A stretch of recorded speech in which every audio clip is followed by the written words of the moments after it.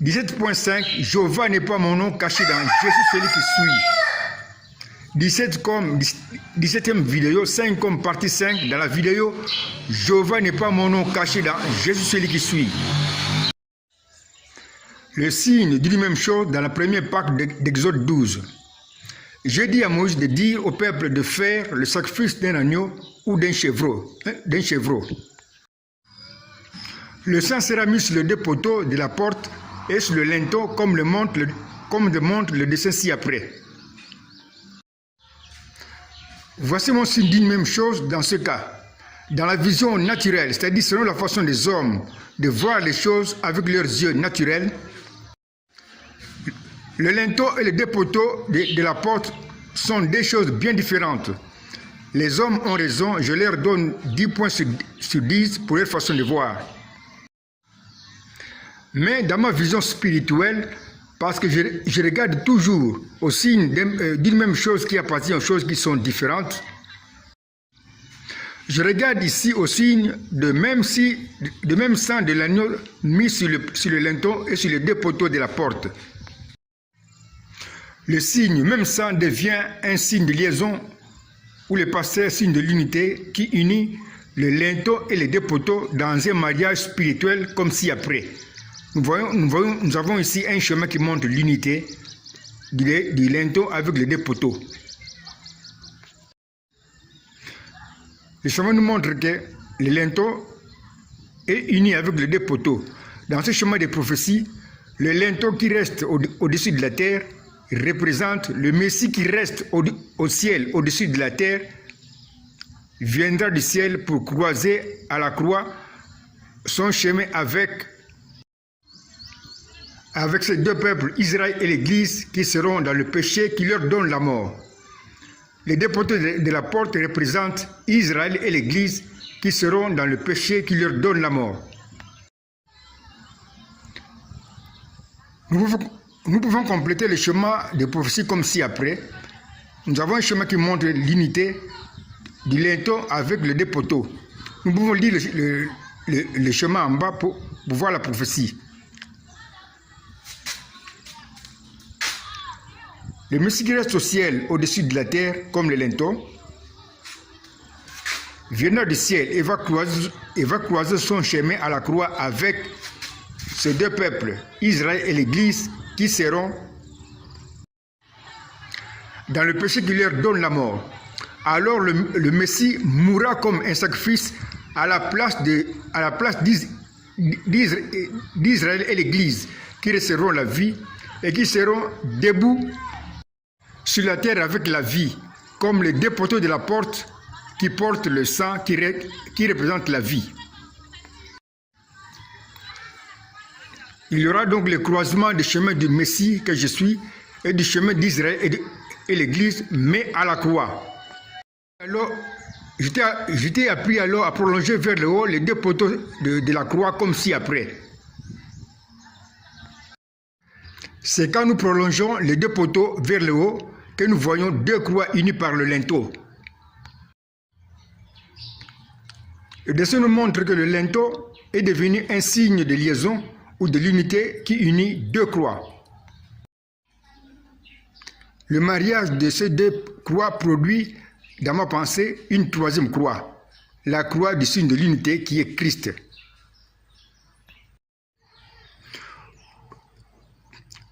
Le dessin nous montre ceci. Au milieu, nous avons la croix du signe de l'unité qui est ici le linteau. Le linteau représente Christ. Second, nous avons au milieu la croix de Christ, la croix du signe de l'unité. Le signe de l'unité, dans ce cas ici, c'est le linteau qui a uni les deux croix. Nous avons trois croix au même endroit, comme on le voit en bas. Nous avons trois croix au même endroit. Voici mon signe d'une même chose.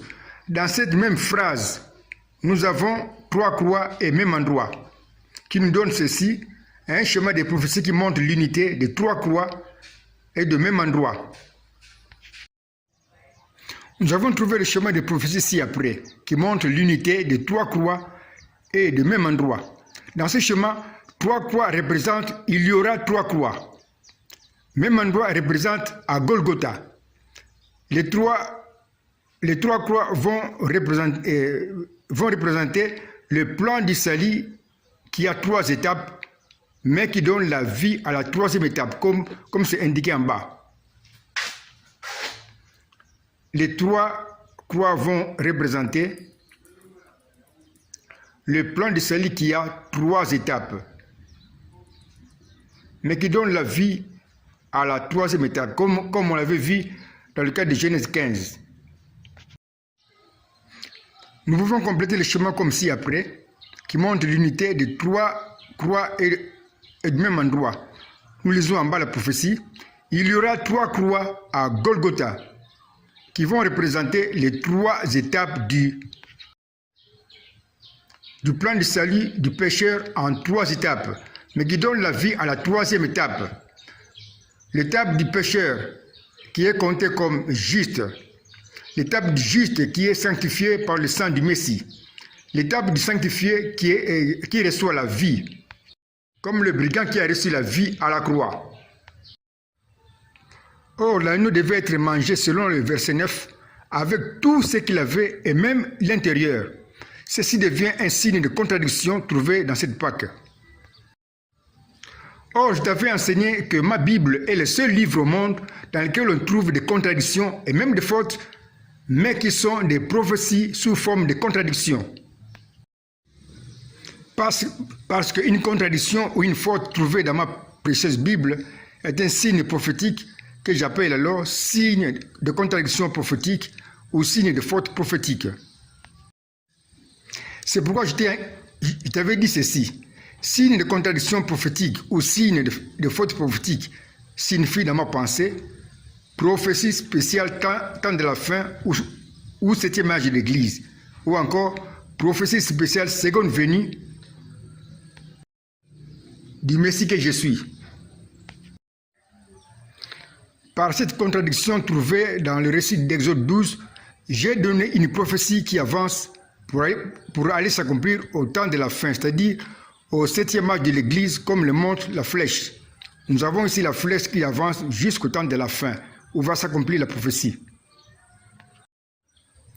Mais alors que la prophétie d'Exode 12 avance pour aller s'accomplir au temps de la fin, cette même prophétie passe d'abord par le temps de ma première venue, où elle s'accomplit en partie comme le montre le dessin. Nous avons dans le dessin la flèche qui passe d'abord par le temps de la première venue du Messie, avant d'arriver au temps de la fin. Temps de la première venue du Messie d'abord, puis à la fin, temps de la fin. Exode 12 est donc le plan complet de la rédemption, dans lequel j'ai annoncé ce qui va se passer à ma première venue et aussi à ma deuxième venue. Voici ce qui est promis pour l'Église au temps de ma première venue. Dans la même maison, c'est-à-dire au même endroit, on avait ceux de la maison, le sacrifice à manger et le premier-né. Le signe d'une même chose auquel je regarde ici, c'est la même maison qui devient un signe de liaison ou le pasteur signe de l'unité qui produit le mariage spirituel suivant, qui montre l'unité de ceux de la maison, du sacrifice à manger et du premier-né. Nous pouvons compléter le schéma comme ci-après. Nous avons ici l'unité dans le schéma de ceux de la maison, du sacrifice sans défaut et aussi des premiers-nés. Nous lisons la prophétie en bas.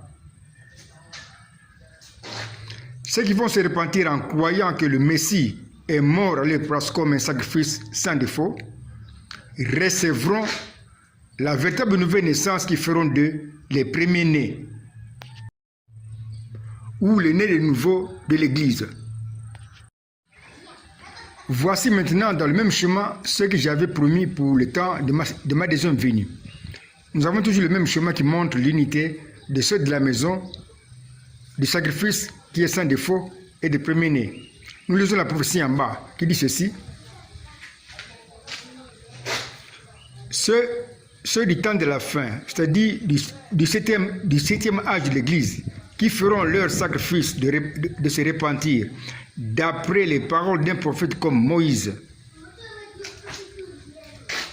recevront la véritable nouvelle naissance qui feront d'eux les premiers-nés ou les nés de nouveau agréables à l'ange du jugement qui va enlever l'épouse et qui va frapper les dénominations parce que leur nouvelle naissance sera désagréable à Dieu. Comme cela est représenté par les premiers-nés égyptiens qui étaient morts parce qu'ils étaient désagréables à l'ange du jugement. Il y aura donc au temps de la fin deux sortes de nouvelles naissances dont l'une viendra du Saint-Esprit qui sera la parole révélée par Dieu pour les sept images de l'Église. Tandis que l'autre nouvelle naissance qui ne viendra pas du message prévu par Dieu pour les sept images de l'Église sera dénominationnelle. Au temps de la fin, on va manger le sacrifice, c'est-à-dire la parole fraîchement révélée par Dieu, ensemble avec ses herbes amères. C'est-à-dire avec les reproches qui vont accompagner le message prévu par Dieu pour les septième âge de l'Église. J'ai démontré dans Genèse 15 et dans Exode 12, à la première Pâque, que je vais mourir à la place de mon peuple. Or, si j'ai promis avant même de créer ce monde de mourir, j'ai aussi promis le nombre de jours que je ferai dans la tombe. C'est bien ce que je vais démontrer dans la suite. Dans 17.6, Jéhovah n'est pas mon nom caché dans Je suis celui-ci. 17 comme 17e vidéo, 6 comme partie 6 de la vidéo, Jéhovah n'est pas mon nom caché dans Je suis celui qui suis.